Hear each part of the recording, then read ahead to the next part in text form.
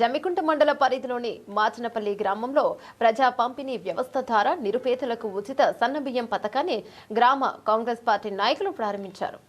ఈ సందర్భంగా యువజన కాంగ్రెస్ జిల్లా ప్రధాన కార్యదర్శి పర్లపల్లి నాగరాజు మాట్లాడుతూ చరిత్రలో నిలిచిపోయే విధంగా సన్నబియ్యం పథకాన్ని రాష్ట్ర ముఖ్యమంత్రి రేవంత్ రెడ్డి, సివిల్ సప్లై మంత్రి ఉత్తమ్ కుమార్ రెడ్డి హుజూర్ నగర్ వేదికగా ప్రారంభించారని, ప్రతి రేషన్ కార్డు కలిగిన లబ్ధిదారునికి సన్నబియ్యాన్ని అందజేస్తామని అన్నారు. పేదల కోసం ఏ ప్రభుత్వం చేయని మంచి పనిని కాంగ్రెస్ ప్రభుత్వం హయాంలో మాత్రమే చేశామని అన్నారు. మన దగ్గర పండిన పంటను ఇతర దేశాలకు సైతం ఎగుమతి చేయడం శుభసూచకమని, భవిష్యత్తులో మరిన్ని సంక్షేమ పథకాలు అమలు చేస్తామని అన్నారు. బీజేపీ ఎంపీలు ప్రభుత్వం పైన సన్నబియ్యం పంపిణీ గురించి తప్పుడు మాటలు మానుకొని దమ్ముంటే బీజేపీ పార్టీ అధికారంలో ఉన్న రాష్ట్రాలలో సన్నబియ్యం పంపిణీ పథకాన్ని అమలు చేయాలని డిమాండ్ చేశారు. కార్యక్రమంలో యువజన కాంగ్రెస్ జిల్లా ప్రధాన కార్యదర్శి పర్లపల్లి నాగరాజు, మాచనపల్లి గ్రామ శాఖ కాంగ్రెస్ పార్టీ నాయకులు వేల్పుల ప్రశాంత్, ఓరుగంటి రవీందర్రావు, గుడిపాటి సత్యనారాయణ రెడ్డి, ఉమ్మడి సందీప్, కావటి తిరుపతి, జంగం నాగరాజు, బోలవేన సంపత్, బోలవేన సారయ్య, అలాగే పర్లపల్లి అభిలాష్ తదితరులు పాల్గొన్నారు.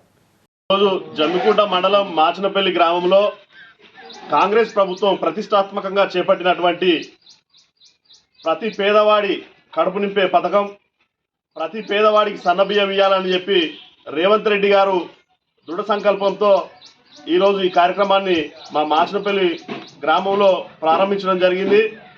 ముఖ్యంగా దొడ్డు బియ్యం ఇచ్చే సంస్కృతిని ఈ రోజు నుంచి తెలంగాణ రాష్ట్రంలో ఎట్టి పరిస్థితుల్లో ఉండదని చెప్పి గౌరవ ముఖ్యమంత్రి రేవంత్ రెడ్డి గారు తెలియజేయడం జరిగింది.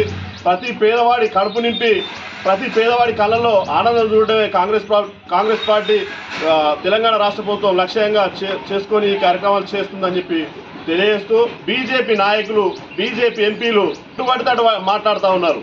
అంటే ఈ పథకాన్ని చిన్న చూపు చూసే విధంగా పేదవాడి కళ్ళల్లో ఆనందం చూడడం వాళ్ళకి ఇష్టం లేక ఈ పథకం మేము చేసినాం అని చెప్తా ఉన్నారు.